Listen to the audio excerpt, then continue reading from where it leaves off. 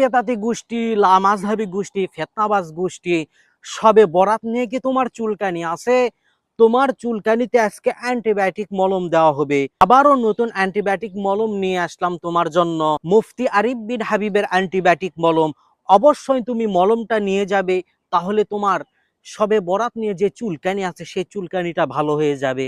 লাইলাতুল বারাত, এটা হাদিসে আসছে লাইলাতুন নিসফি মিন শাবান। কি আসছে হাদিসে? লাইলাতুন নিসফি মিন শাবান।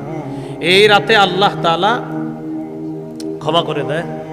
আল্লাহ তাআলা এই রাতে সকলকে ক্ষমা করে দেয়, সকলকে ক্ষমা করে দেয়, দুইজন ছাড়া। ইল্লা লি মুশরিকিন আও মুশাহিনিন। মুশরিককে আল্লাহ ক্ষমা করে না, আর মুশাহিন বিদ্বেষ পোষণকারীকে আল্লাহ ক্ষমা করেন না।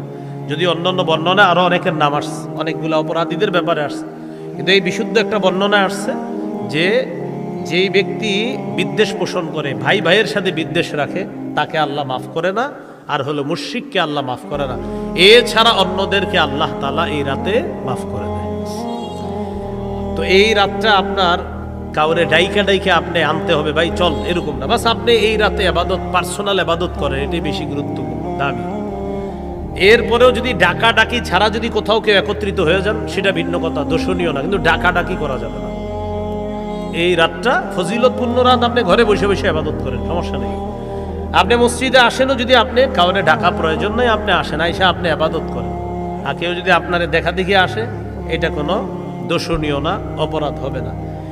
এই রাতে কেন্দ্র করে হালুয়া রুটি বানাবেন না। হালুয়া রুটি খাওয়া নাজায়েজ না, কিন্তু এই রাত্রে কেন্দ্র করে আপনি কেন বানাবেন? আগের দিন খেতে পারলেন না, আজকে খান। তো এই জন্য এই রাতটাকে কেন্দ্র না করা, উদ্দেশ্য না করা। মনে থাকবেন ইনশাল্লাহ।